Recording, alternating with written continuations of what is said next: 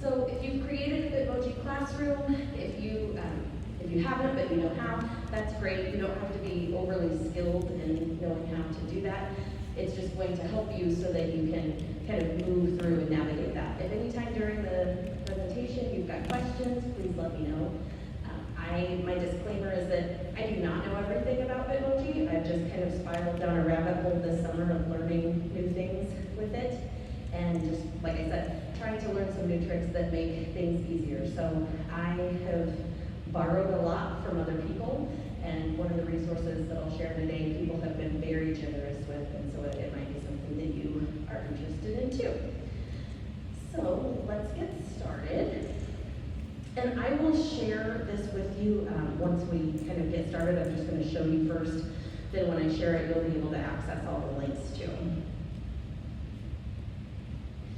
All right, so one of the things that I wanted to talk about today was how to use publishing to the web. And the reason that you publish to the web is when you are in presentation mode and you click, well, that's not a good example, and you click on a link when you're not in there. In order to access the link, you have to then click on the link here. So when you publish to the web, the beauty of that is that it takes you to the actual link without having to go through all of those steps. And so if you were able to look at the escape room one, that's something that you would do, that I did too, so that it's just link to link. You don't have to kind of go through all of the other ones. So in order to do that, you're just going to come up here to File, and when you scroll down, you'll publish to the web, and it's going to give you a link, or if you have your own website, you can embed it into the website. So then when you publish it, it'll give you that link to copy. And then what I generally do is take a screenshot of what it is that I'm doing, and then just hyperlink that link to it, so that whenever they click on the picture, it's going to take them to this same one, but it's also going to not have to open up into a new Google tab. Okay, so again, that makes it easier, so it's just one click. You're not having to go to multiple clicks. All right, one of the other things that I wanted to share with you was a site called Linktree. If you haven't been to Linktree, it's a great place to store all of your links, and it's really easy. If you have seen other people's where they're trying to share a link with somebody, rather than share the link, they'll just share their Linktree because everything you have is in there. So if you don't have a place to store your links, rather than trying to link them to different images, you can store them all in this place. So when you go to Linktree, it'll ask you, God, I can't remember my username and password, so I'll see if I can do that. Okay, so when you log in, hold on, I gotta put the mic down.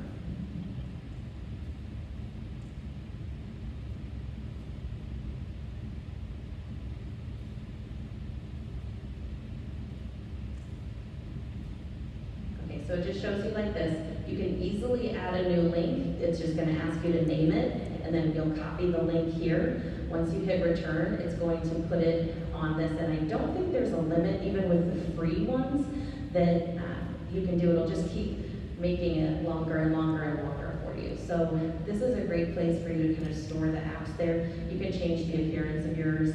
There is a paid version, but the free version I think works just as well for what it is, just for the app storage one. But so like the pro version, I think you have to pay for, but the free version, they still have ones that you can choose from as far as your background is. And you can change it, you can upload your picture there. So if you're sharing it with somebody, they know that it's yours and not somebody else's. All right, another one I wanted to share with you is Remove BG. So it stands for Remove Background. This one's great, especially when you're building your Google Classroom, because some of the images that even say that they're transparent don't end up being transparent, or it shows that checkerboard behind it, so you have to choose something else. So rather than have to do that, if you come to this site and you upload an image, and I I'm just gonna pick one.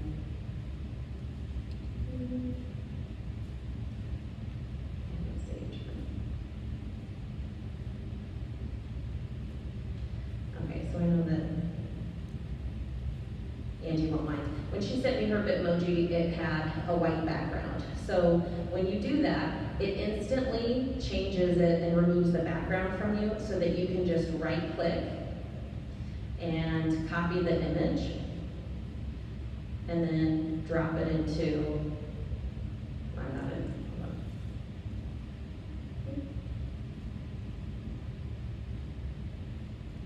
Drop it into your background.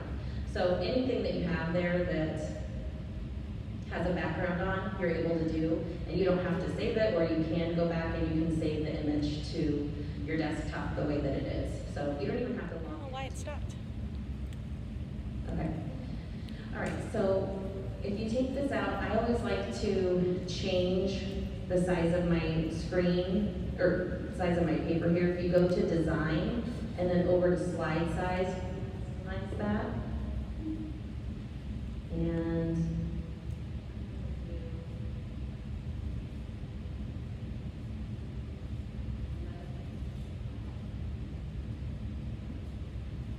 hello? I want to do 11 by 17 because that would be the paper that I would print it on if I'm trying to do bigger bulletin board letters. So then once you do that, you're going to insert your text box.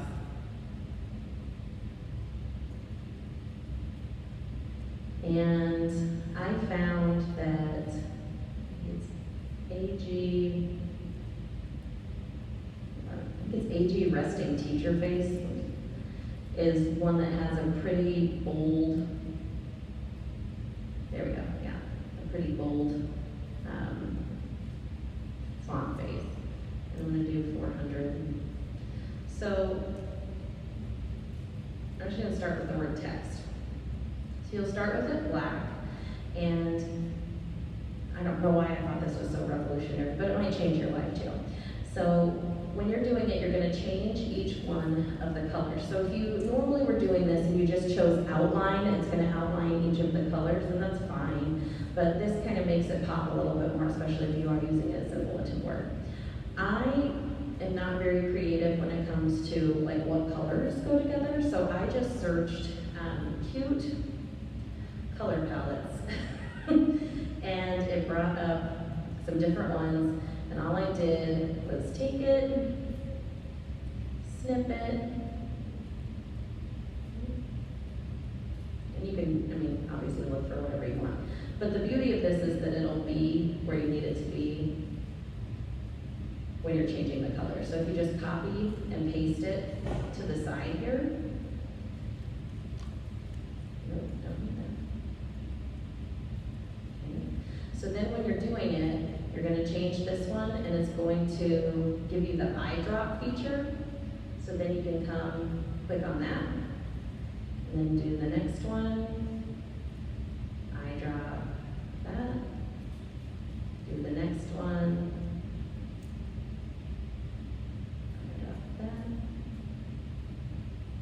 do the next one, same thing. Okay.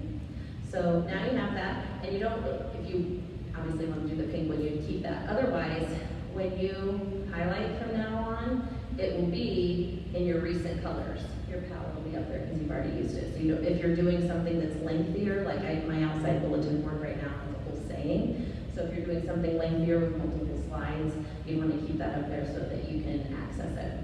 So now if you take this and you copy it, and drag it down below. And you could have done this step first or second. You want to still have a black copy. Okay. So once you have it in the same one, you're going to move this slide up. And you can either have a black text on the front, or you can move it to the back. And you can see that it pops it out a little bit better. So you can do that with really any colors or anyone. I just think it it kind of, like I said, makes it pops a little bit more than outlining each of the colors. So if, once you have that, then you're gonna use the same snipping tool, and you're just gonna snip that image, save it to your desktop, and then when you go to Google, now you can use it as an image. Once it's saved, you can insert an image from your desktop, or bring it up, or your computer, bring it up and insert it in there as your title slide. So again, another little workaround to Google not letting you use Cube slides yet. Hopefully they're getting the message with as many people as are trying to use them, but until then, that's just something that you can try as well. All right, so the next three things that I am offering you are just a couple of different projects that you can work on. I've given you a tutorial and I've given you some templates that you can use. Obviously you don't have to use all of these, but I thought that these were at least applicable if we end up going to distance learning. Helps it make it a little easier. So if you've seen anybody that has created a class app, this is something that you can offer to your kids or to your parents. Once you've created it, they can actually add it to their home screen of their phone, and it creates the little app button like you would if you downloaded it from the App Store, where they can quickly and conveniently find it in that spot. Things like contact information, your calendar, homework, links, everything else. So I've provided you a video tutorial that you can kind of watch on your own if you're interested in that, and then some templates that you are able to manipulate and change on your own. I'm not going to go through the directions for this just because it may not be a project that you choose, and that's okay. The next one is the interactive digital notebook. So again, this is something that there's no video tutorial for it, but when you click on the links, it shows you kind of how that's laid out, and the only thing that you would have to do are rename the tabs and copy them to continue in your slideshow. So interactive notebooks might be a way to keep your kids engaged or to share information, especially with STEM scopes. It organizes it pretty well. Like the science notebook is laid out kind of like our STEM scopes is with the different topics there. So that would be another option that you can do. And then a couple of icebreaker activities if you're looking for the start of the year. I don't know what the protocol is for the kids to get to use lockers this year, but this is one way for them to get to decorate their locker virtually. They can create their own Bitmoji or they can download pictures. That's where Remove BG would be really helpful too. If they were decorating their own locker, they might need to remove the backgrounds to some of those pictures. Also decorating their own hydro flask. This template provides stickers that are already made, but you can customize the stickers to make them personal. You might upload the Grade and Hornet, things like that, or allow them to find their own. So really, these are just the ones that I wanted to share with you. You guys can have some work time if you want. I can help kind of walk around and answer any questions for you. If you want to play around with them, once I send you the link, you're welcome to do that too. You guys have any questions? Whole group, I know that's always not intimidating at all.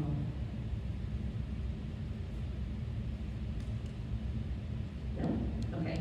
Well, I'm going to send this out to you, and you can kind of play with it and kind of see what you want to do there. I would encourage you, if you are interested in the Bitmoji ones, this was one of the ones that was shared, and I can share that one too. Just the amount of classrooms that have been created that people are willing to share. Like I downloaded a college sport one too. I mean, there's tons of resources available for you. So if you have questions along the way, if you start getting into it, you're like, I can't remember what she said about this, please always feel free to ask. I'm happy to help with any of that. Like I said, I'm not an expert. I just have been dabbling with it and wanted to share some of the tips that I have learned throughout this process to try to make it easier for you. Okay. All right, so sure. If you could just stay seated for a minute, I'll share it with you guys, and then I'll share it with everybody later on.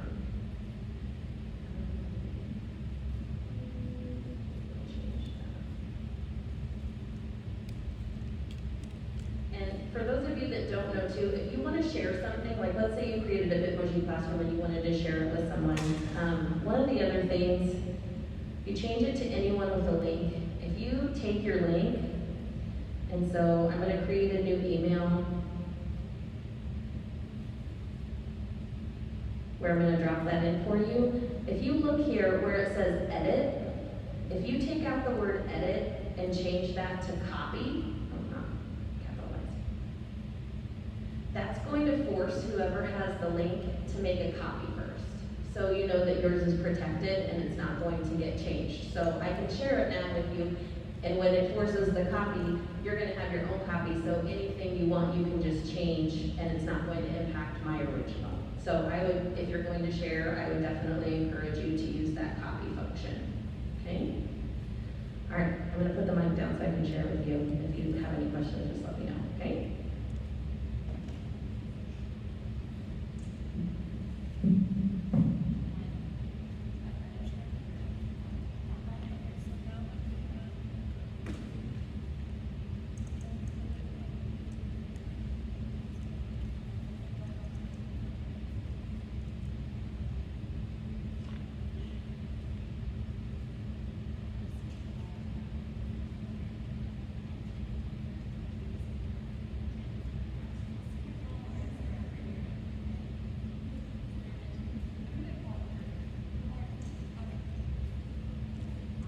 I don't think you guys have to stay here to work. Like, if it's easier for you to work in your room, you can totally do that. It's just, I'm available here to answer questions if you have them.